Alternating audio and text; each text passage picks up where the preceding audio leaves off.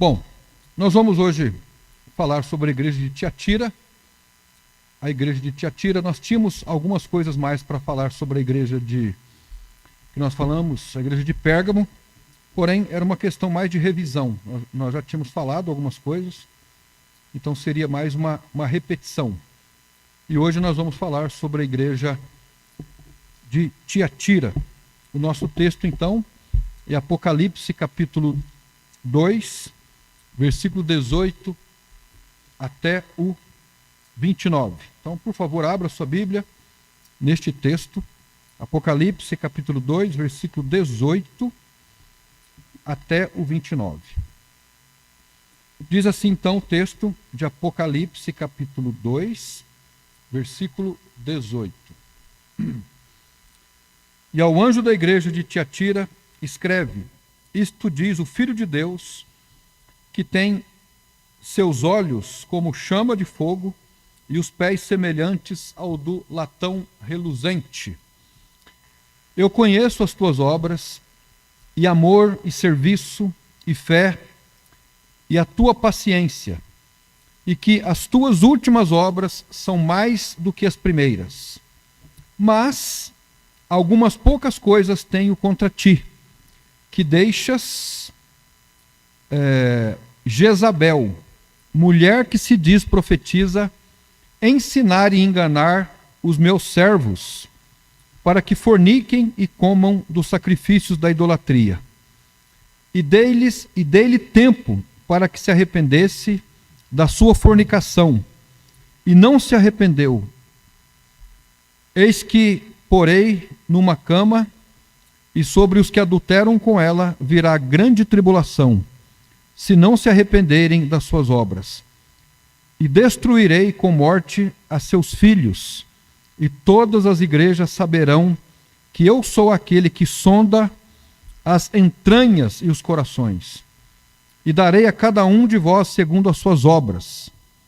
Mas eu vos digo a vós e aos restantes que estão em Tiatira, a todos quantos não têm esta doutrina, e não conheceram, como dizem, as profundezas de Satanás, que outra carga vos não porei. Mas o que tendes, retende-o, até que eu venha.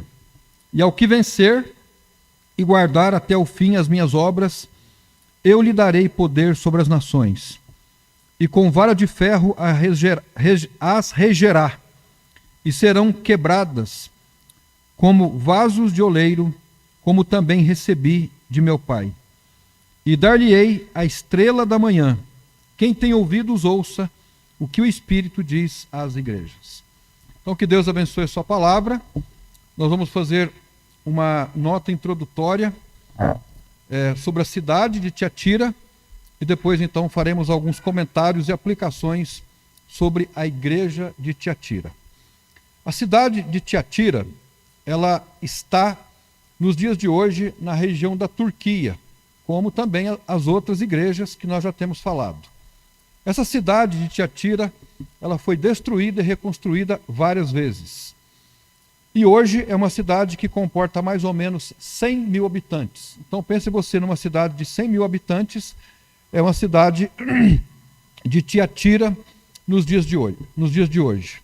No livro de Atos, capítulo 16, versículo 14 e 15, nós temos lá um indício de que uma mulher chamada Lídia, ela é uma personagem bíblica, ela era moradora da cidade de Tiatira, e provavelmente ela foi uma das pessoas responsáveis por difundir o evangelho na cidade. Porque essa mulher, chamada Lídia, era uma mulher que poderia ser viúva ou ela poderia ser solteira. Mas não há sombra de dúvida de que era uma mulher influente na cidade e que ela tenha usado a sua influência para fazer com que o evangelho fosse difundido.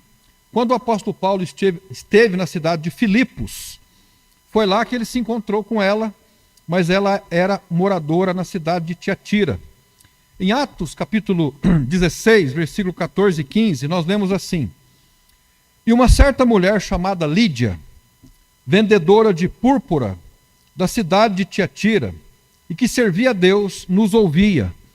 E o Senhor lhe abriu o coração para que estivesse atenta ao que Paulo dizia. E depois que foi batizada, ela e a sua casa nos rogou, dizendo: se haveis julgado que eu seja fiel ao Senhor, entrai na minha casa e ficai ali. E nos constrangeu a isso. Então, aqui talvez seja o início da história dos apóstolos, dos missionários que foram até a cidade de Tiatira, de acordo com Atos. E essa mulher, então, por conta da influência que ela tinha, porque Tiatira era uma cidade que muito comerciária, e o comércio forte da cidade era tecido. E essa mulher tinha, vamos dizer assim, empresas de tecido em grande escala naquele lugar. Na cidade de Tiatira existia também um magnífico templo à deusa Diana, também chamado de deusa Artemis, que, de acordo com alguns comentaristas da Bíblia, era o lar de Jezabel, ou poderíamos dizer, o lar do paganismo. Mas também nós notamos, de acordo com o texto, que, apesar daquela cidade ser uma cidade totalmente entregue ao paganismo, havia também lá um remanescente. O que é o remanescente? O remanescente é aquele grupo que não adere à maioria. É o grupo, em toda a história de Israel, no Velho Testamento, sempre existiu o remanescente. Aquele grupo de, vamos colocar assim, de cristãos ou de crentes do Senhor, firmes, que não se renderam a outros deuses. E na cidade de Tiatira havia também aqueles que eram o remanescente, que não aderiu à doutrina pagã. Naquela época, de acordo com um comentarista bíblico, era muito fácil distinguir as pessoas que seguiam as religiões pagãs daqueles que eram os verdadeiros cristãos. Dava para identificar, pelo simples olhar para aqueles que eram seguidores de Jesus, já identificava, esse é um crente. Mas já dava para identificar também aqueles que eram os adoradores de Diana, ou os adoradores de Artemis, ou aqueles que seguiam a idolatria da cidade. Não muito diferente nos dias de hoje, né? Hoje é muito difícil distinguir, diferente dos dias de hoje. Hoje é muito difícil distinguir quem é crente e quem não é crente. E como a questão de ser crente é uma questão de foro íntimo, só a pessoa e Deus sabem, e nós não sabemos, mas nos aspectos exteriores, hoje é difícil distinguir quem é de Deus e quem não é de Deus. Agora, igreja e cidade não se misturavam naquela época. Pelo menos havia lá um grupo de cristãos, um grupo de crentes que não se rebaixaram, que não aderiram ao paganismo, mas que se mantiveram firmes no Senhor. O povo de Deus, irmãos, o povo de Deus, tanto aqueles irmãos daquela época como nos dias de hoje, quase todo o povo de Deus, para não dizer todos, eles sempre andarão na contramão do mundo. Porque os valores e as crenças da cidade nunca são os valores e as crenças da igreja. Os valores e as crenças de uma igreja local, elas são oriundas da Bíblia. E a Bíblia é um livro de Deus. A Bíblia é um livro de contracultura. A Bíblia é um livro que, se levado a sério por nós, por mim e pelos irmãos, e graças a Deus que nós temos procurado levar a sério, sempre vai agir, sempre vai rumar na contramão da maioria das pessoas.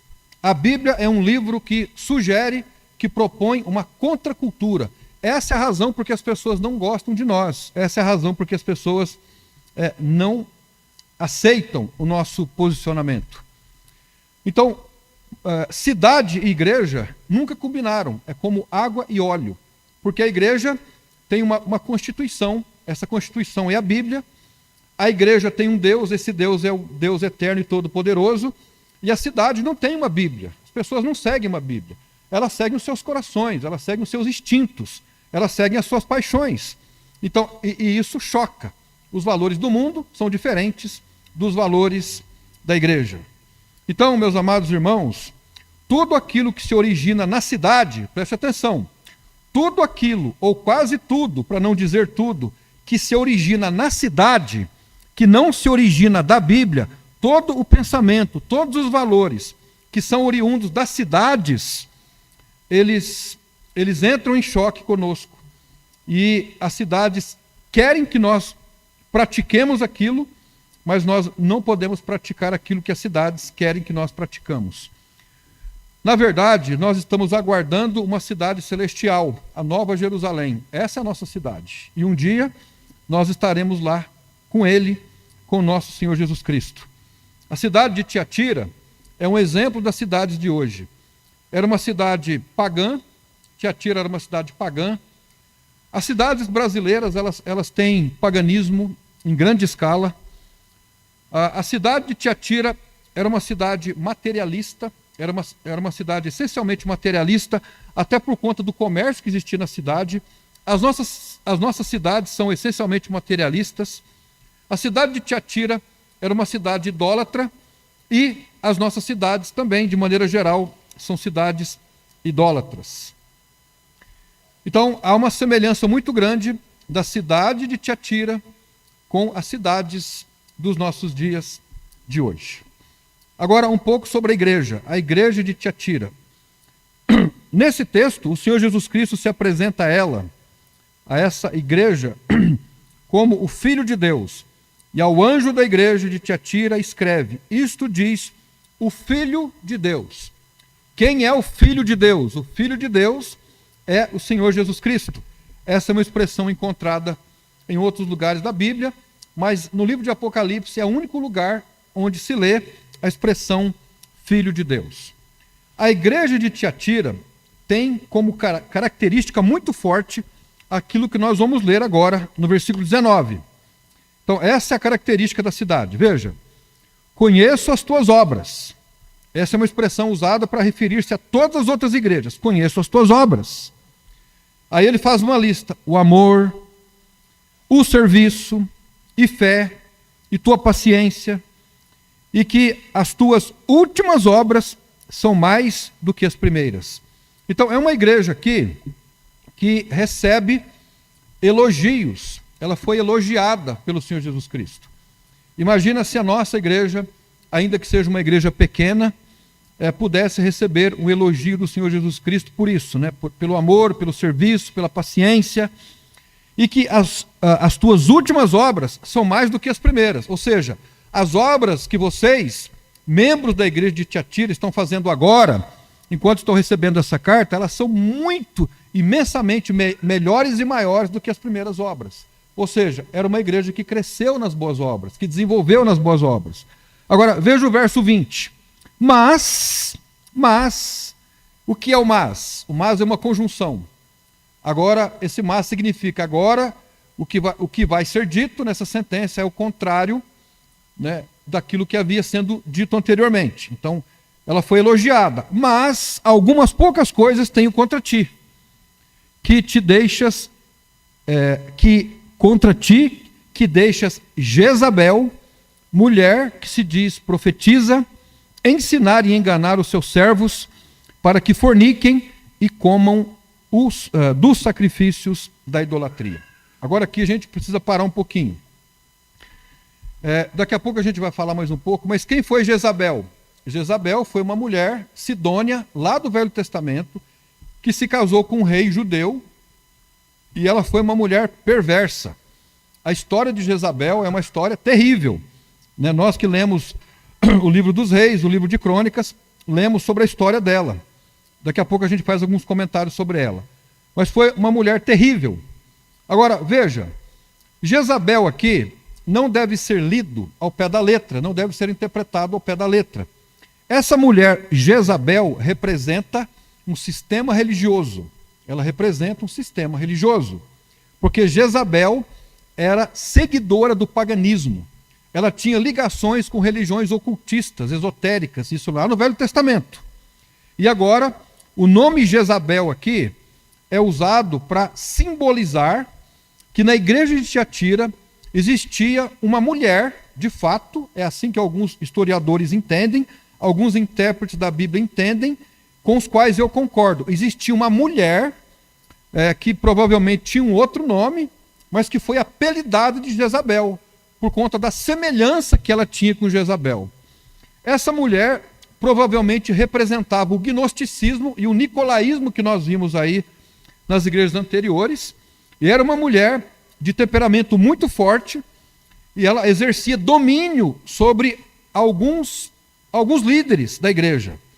Então, vamos pensar assim, de fato, na igreja de Tiatira existia uma mulher que pode ser comparada com Jezabel lá do Velho Testamento. Esse é um ponto importante que nós devemos focar. Então, que Deus livre qualquer uma de nossas igrejas de uma Jezabel, né? Porque isso é uma desgraça, é algo terrível. Então, agora, vamos pensar de uma outra forma. Para alguns estudiosos da Bíblia, as igrejas de Apocalipse representam também um período das igrejas. Então, essa igreja de Tiatira, ela representa um período histórico chamado de período das trevas. Algumas coisas eu concordo com essa abordagem e outras não. Eu concordo com o fato de que o período das trevas, o ano 500 depois de Cristo até o ano 1500 depois de Cristo, ou pelo menos o ano 600 ou 1517, né, que foi um período que é compreendido como o período das trevas, foi um período de muita confusão nas igrejas evangélicas. E foi quando o paganismo ele se adentrou para dentro do cristianismo. Nós já havíamos falado sobre a igreja de Pérgamo. A igreja de Pérgamo significa casamento misto.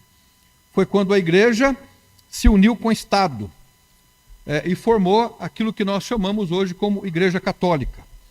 À luz do que Jesus Cristo confiou à igreja, se extinguiu por algum tempo, e só depois, na Reforma, que teve como estopim o Martinho Lutero, mas ele não foi o grande reformador, né?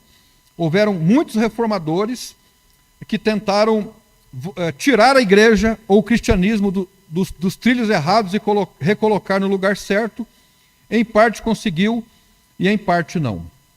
Agora, dentro desse raciocínio, nós podemos pensar naquela grande instituição que leva o nome de cristianismo, que detém o nome de cristianismo, que em grande parte no mundo representa o nome de cristianismo, é uma grande instituição cujo quartel-general está lá em Roma, que reivindica ser ela o cristianismo ao vivo e a cores, né?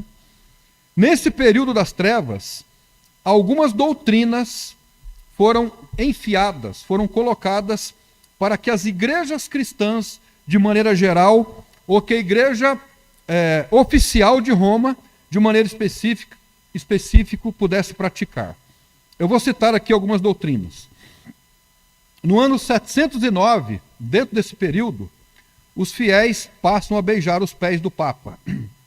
No ano 786, quando começa a adoração às imagens e às relíquias.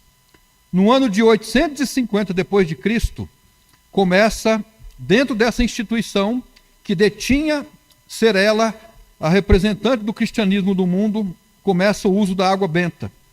No ano de 995, a canonização dos santos que morreram. No ano de 998, o jejum às sextas-feiras no período da Quaresma. No ano de 1090 depois de Cristo, começa-se a rezar o rosário. No ano de 1184 depois de Cristo, começa então a, entre aspas, Santa Inquisição. No ano de 1190, começa a venda de indulgências, que é a venda do perdão em troco de moedas de ouro. No ano de 1220, a adoração à hóstia. No ano de 1229, a proibição do povo de ler a Bíblia. Somente o sacerdote poderia lê-la. No ano de 1439, é decretada a doutrina do purgatório. No ano de 1546, os livros apócrifos são inseridos na Bíblia. no ano de 1870, é proclamada a infabilidade papal. Tudo que o Papa escreve é aceito como palavra de Deus. O Papa passa a ser o homem que nunca comete nenhum erro e nunca se engana. Em 1965, Maria é proclamada a mãe da igreja. Então, veja você que, historicamente falando, a igreja de Tiatira representa esse período da Idade das Trevas, em que as igrejas evangélicas, as igrejas cristãs, elas foram afrontadas. Muitos cristãos foram mortos por não aceitarem essas doutrinas aqui. Se você ler sobre a história dos movimentos batistas e principalmente os movimentos anabatistas, você perceberá quanta gente morreu, quanto sangue foi derramado, porque cristãos que não aceitaram essas doutrinas aqui pagaram com as suas próprias vidas. Ok? Então, o que nós estamos fazendo? Nós estamos falando da igreja de Tiatira. Na igreja de Tiatira, naquela cidade onde hoje moram mais ou menos 100 mil pessoas, no passado, na descrição bíblica, existiu aquela igreja de fato. Existia lá uma mulher terrível, que pode ser comparada com a Jezabel do Velho Testamento, mas nós estamos também falando dessa igreja em forma de representação. Essa igreja de Tiatira, ela representa, ela ilustra um período da história, um período em que o paganismo superou a influência do cristianismo. Os irmãos entenderam isso? Estamos falando de duas coisas, de uma igreja de fato, e estamos falando de uma igreja representada no período. O nome Tiatira é originário de duas palavras, que significa sacrifício contínuo. Então, se alguém perguntar para você o que significa Tiatira, Tiatira significa um sacrifício contínuo ou sacrifício constante. O que significa Tiatira? Sacrifício constante. Agora, não é difícil nós associarmos o nome de Tiatira com aquilo que foi ensinado na Idade Média. Como é que as pessoas eram salvas na Idade Média? De acordo com a religião oficial. Veja, a religião oficial. Como as pessoas eram salvas? Por obras. Era por obras. As pessoas eram salvas por obras. Eu vou citar algumas práticas. Penitências, indulgências e obras próprias. Isso está na doutrina. Indulgências, penitências e obras próprias. Então, como é que alguém é salvo? É aquela ideia, você faz tudo o que pode, ajuda o pobre, ajuda o que não é pobre, faz todo o sacrifício possível. Quando você morrer, então Deus vai dizer assim para ele mesmo, esse aqui eu acho que pode ser salvo. Então Deus coloca lá no céu. Essa é a ideia. E ligado a isso, a venda de indulgências, né? Ligado a isso, a doutrina do purgatório. Ligado a isso ainda, a ideia da Inquisição. Vamos destruir todos aqueles que não aceitam essas doutrinas. É muito interessante estudarmos isso, irmãos, sobre os cristãos novos. Se um dia você tiver a oportunidade de comprar um livro sobre isso, ou de ler a história dos cristãos novos. Já ouviu falar? Alguém já ouviu falar nos cristãos novos? Quem eram os cristãos novos, irmão Benigno? Exatamente, falou o nosso professor, né? Os cristãos novos eram os judeus que tinham que converter obrigatoriamente ao cristianismo. E quando você vai na história, você vê que eles eram obrigados a se converterem ao cristianismo. Ponto. Mas não era o cristianismo, era a religião lá de Roma. E a religião de Roma não representa o cristianismo.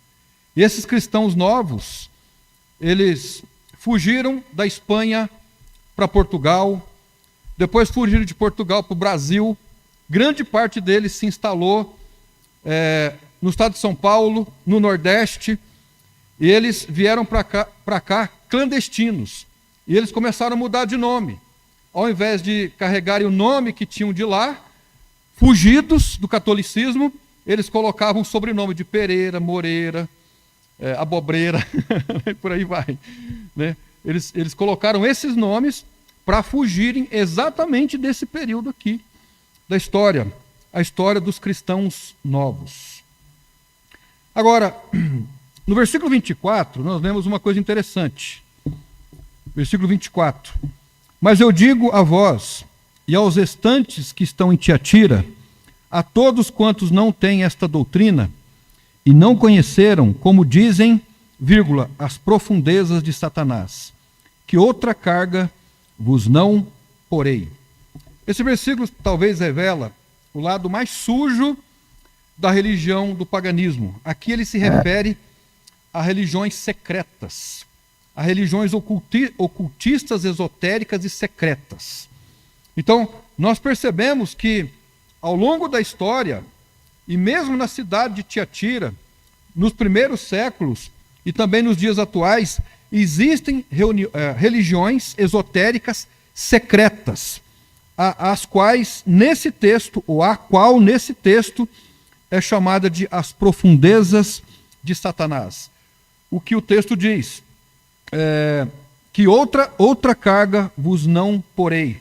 O que o Senhor Jesus está dizendo, olha, se vocês já receberam o Evangelho, vocês não precisam se envolver com ocultismo, não precisam se envolver com religiões secretas, com religiões esotéricas e com nada disso. Essas coisas, na verdade, vieram da Babilônia e não se encaixa mais no estilo de vida de vocês. Amém, irmãos? Quantos estão entendendo o que nós estamos procurando falar? Então, existia uma cidade de Tiatira. Naquela cidade existia uma mulher. Essa mulher influenciou, né, negativamente. Se Lídia era uma mulher que influenciou evangelizando, nós temos uma Jezabel que foi usada por alguns líderes gnósticos para tumultuar a igreja do Senhor Jesus Cristo. Em contrapartida, é também extremamente importante comentar o fato de que o paganismo acentuado nos tempos mais remotos estão presentes hoje em muitas igrejas evangélicas. Então, a nossa cabeça deve estar muito atenta a isso, sobre a influência do paganismo nas igrejas evangélicas nos dias de hoje.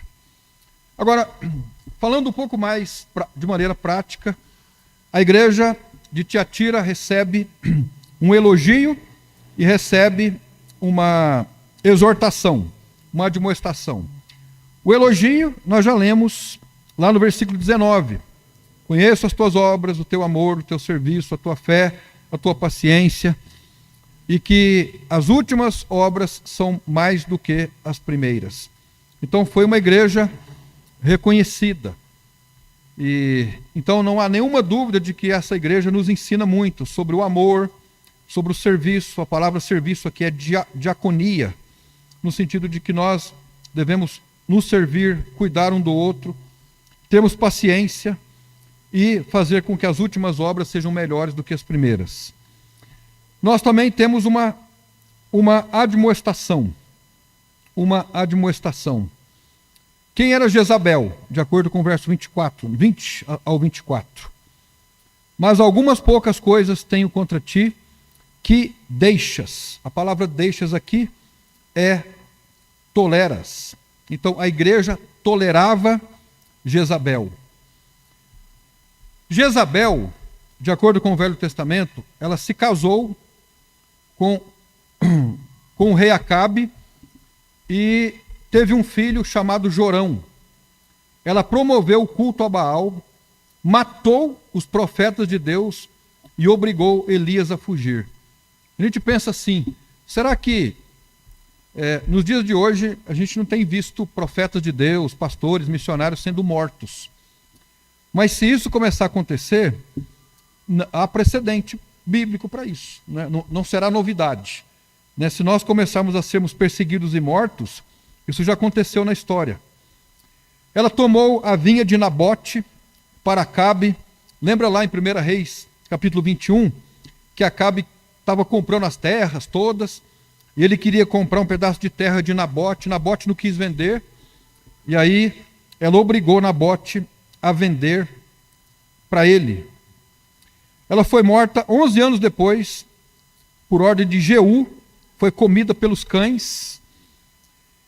E o interessante é que quando você lê lá no Velho Testamento, ela foi comida pelos cães, mas os cachorros não comeram as mãos, não comeram os pés nem a cabeça. Há um comentário interessante sobre isso. Por quê? Porque as mãos dela estavam ligadas com o ocultismo, com coisa tão feia, que os cachorros não comeram. Os pés, ela usava para se locomover, para fazer o mal. E a cabeça dela, o crânio, era a cabeça que planejava aquilo que era ruim. Os cachorros não comeram. Que coisa interessante, né? Como Deus abomina a idolatria e o envolvimento com o ocultismo. Então, simbolicamente falando, Jezabel representa a religião falsa. Jezabel representa a religião falsa. Veja que o texto diz, no verso 20, mulher que se diz profetiza. Não está dizendo que é uma mulher que é profetiza, mas uma mulher que se diz profetiza. Então, qual é a aplicação ou qual é a interpretação? Nós acreditamos que seja bem possível que na igreja de Tiatira existia uma mulher que se intitulava profetisa. Ela não era profetisa, mas ela se intitulava. Há uma diferença entre uma igreja reconhecer um líder e um líder se auto-intitular, né? Eu sou o líder. Não é assim que as coisas são. Principalmente, nada contra as mulheres, por se tratar de uma mulher, de uma profetisa. Existia profetisa no Velho Testamento? Sim, mas eram falsas profetisas que eram adeptas de falsas religiões. Do ponto de vista cristão, não. Entre o povo de Israel, não. Agora, era uma mulher que se dizia profetisa, mas na verdade não era. Você e eu sabemos de uma instituição religiosa de envergadura mundial, cujo quartel-general está em Roma, que se diz a verdadeira igreja, mas na verdade não é. Ela reivindica ser a representação do cristianismo, mas não é assim que é. É uma reivindicação política. Então, Jezabel representa uma falsa religião. Jezabel representa uma falsa religião. Assim como Jezabel se intitulou profetisa, declarando ser alguém com autoridade espiritual que na verdade não era, há uma religião oficial em Roma que se intitulou a única igreja de Jesus Cristo na face da terra. Eu abro aspas para fazer uma citação dessa instituição. Cristo constituiu sobre a terra uma única igreja e instituiu-a como grupo visível e comunidade espiritual que desde a sua origem no curso da história sempre existe e existirá. Diz o texto, esta igreja, como sociedade constituída e organizada neste mundo, subsiste na Igreja Católica, governada pelo sucessor de Pedro e pelos bispos em comunhão com ele. Fecha aspas, é uma citação da doutrina católica. Então, o que a Igreja Católica diz? Que ela é a única igreja legítima de Jesus Cristo na história, tanto antigamente como hoje, e que, portanto, nós não somos parte da Igreja de Jesus Cristo, nós e nenhuma outra igreja que não seja a Igreja Católica tem autoridade ou tem... nós somos ilegítimos, na verdade. Mas não é assim que eu e você acreditamos. Mas a Igreja Católica reivindica ser ela a única igreja na face da terra. O texto também diz que ela enganou e seduziu. Veja, uma mulher que se diz profetiza a ensinar e enganar os meus servos, para que forniquem e comam dos sacrifícios da idolatria. E dei-lhe tempo para que se arrependesse da sua fornicação e não se arrependeu. Veja o verso 22. Eis que a porei numa cama, e sobre os que adulteraram com ela virá grande tribulação, se não se arrependerem das suas obras. Então, é bem provável que essa mulher, cujo nome nós não sabemos, mas ela simbolizava Jezabel, na igreja de Tiatira, era uma personagem que estava lá, ela recebeu um presságio, ela recebeu uma maldição, um castigo, de que ela cairia em tribulação. Nós não sabemos, a história não diz, mas tanto aqueles homens que coabitaram com ela, que se envolveram com ela, com as suas feitiçarias, com as suas idolatrias, com as suas urgias, eles receberam de Deus o tratamento. Então, ela enganou e seduziu. Enganou e seduziu no sentido espiritual, não no sentido moral necessariamente. Eles foram enganados. O adultério espiritual é quando há uma traição da parte do crente ou do fiel a Deus. Isso é um adultério espiritual e foi exatamente isso que aconteceu. Assim como Jezabel era dominadora por impor a sua idolatria sobre os judeus, a religião de Roma ainda é dominada por um ditador que dizem que todo joelho deve se abaixar a ele, diante dele. E ele não somente reivindica, mas ele recebe adoração. A igreja de Roma afirma ser a igreja infalível e a autoridade máxima e sem erros. A igreja de Roma tem guiado multidões ao engano, como o texto diz aqui, infelizmente. Então veja, na igreja de Tiatira, muitos líderes foram enganados por essa mulher. Isso é um fato histórico, textual, está no texto isso. Mas a igreja de Tiatira representa também um período da história em que a igreja católica enganou e tem enganado a muitos. Quando a gente lê, você pode ler em casa depois, pode pedir um comentário bíblico, nós temos comentário bíblico aqui na igreja para quem quiser. Quando você lê o capítulo 17 e 18 de Apocalipse, aí você entende, né? A Babilônia, a mãe de todas as prostituições e abominações da terra. Ali você entende tudo o que uma explicação como essa que nós falamos aqui traz para nós. Então, qual foi o pecado prevalente da igreja de Tiatira? Qual foi o pecado da igreja? A igreja era uma igreja pagã? A igreja de Tiatira era uma igreja pagã? Não. Existiam alguns que estavam envolvidos com o paganismo. Na cidade existia uma mulher chamada Jezabel, não chamada Jezabel, estou falando heresia aqui. Esse é o profeta Heresias, né? Existia uma mulher que poderia ser comparada com a conduta de Jezabel lá no Velho Testamento. Uma mulher que perverteu a fé de muitos, né? Essa é a verdade. Agora, qual foi o pecado da igreja? Tolerar. O pecado da igreja foi tolerar. Nós não sabemos qual é a proporção, qual a intensidade, mas de alguma forma a igreja tolerou essa mulher. Não necessariamente ela, pode-se dizer assim, mas a influência que ela exerceu sobre a igreja. Por quê?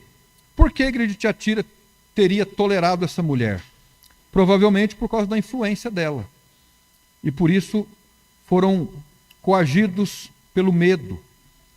Irmãos, nós temos que ter o cuidado para nós não cometermos o erro de tolerarmos o pecado por causa de qualquer influência, seja influência de popularidade, seja o que for, nós não podemos tolerar.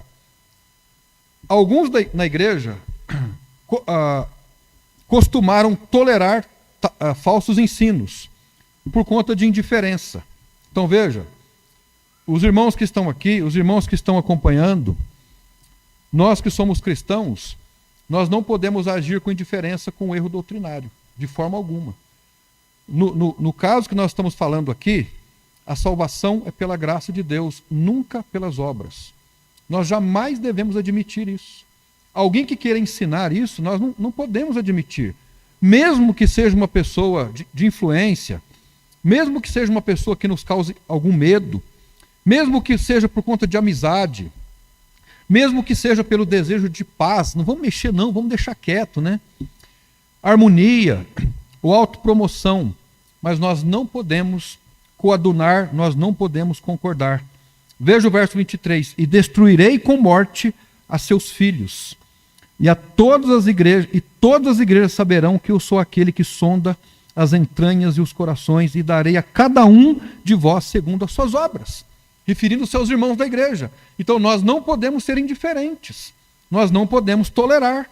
Qual foi o erro da igreja de Tiatira? Foi tolerar o erro, não necessariamente errar, mas tolerar o erro.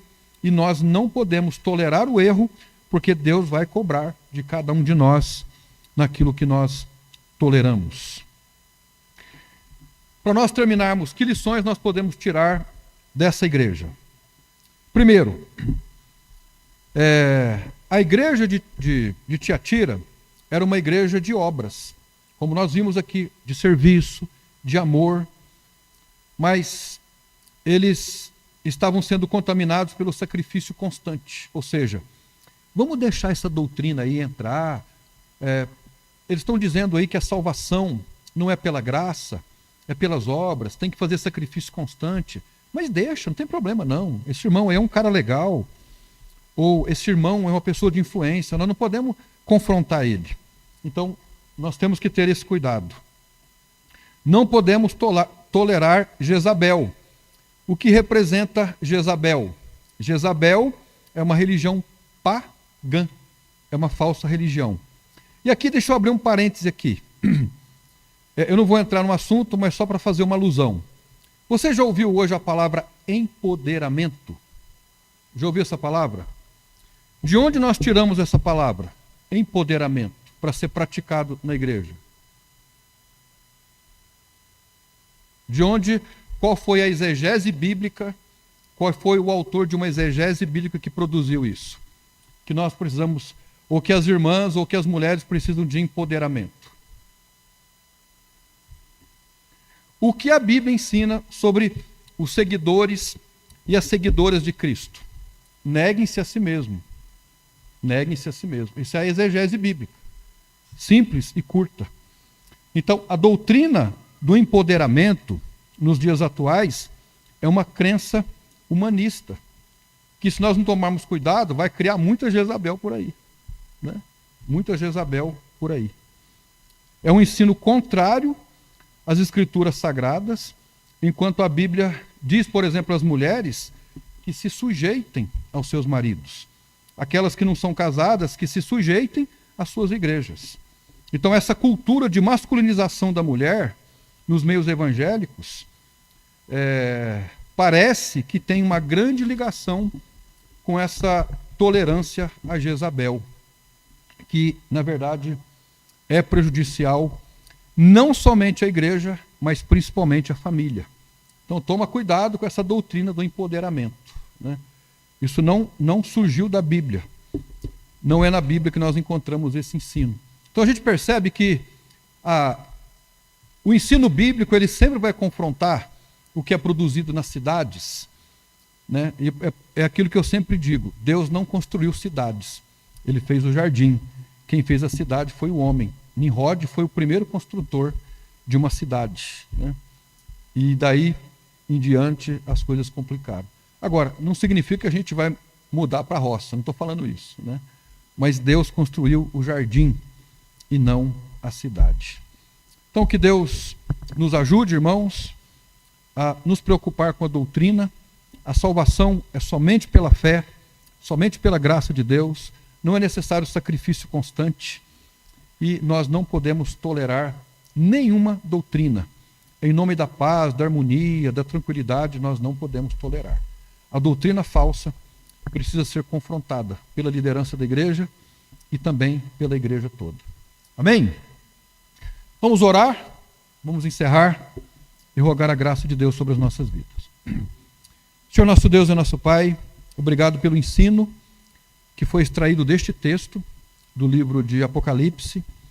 Obrigado por aqueles irmãos da igreja de Tiatira que se mantiveram fiéis ao Senhor, que não toleraram a doutrina gnóstica, a doutrina pagã, a doutrina que, diz o texto, das profundezas de Satanás, A igreja que não aderiu às religiões secretas, ocultistas, esotéricas, mas que se manteve firme no Senhor. Como aqueles irmãos do passado, da igreja de Tiatira, que foi o remanescente, nós queremos ser nos dias de hoje. Portarmos uma doutrina boa e sermos guiados por ela. Abençoa os irmãos que estão aqui e a todos mais que estão nos acompanhando e aqueles que acompanharão. Nós oramos no nome de Jesus. Amém. Deus abençoe os irmãos.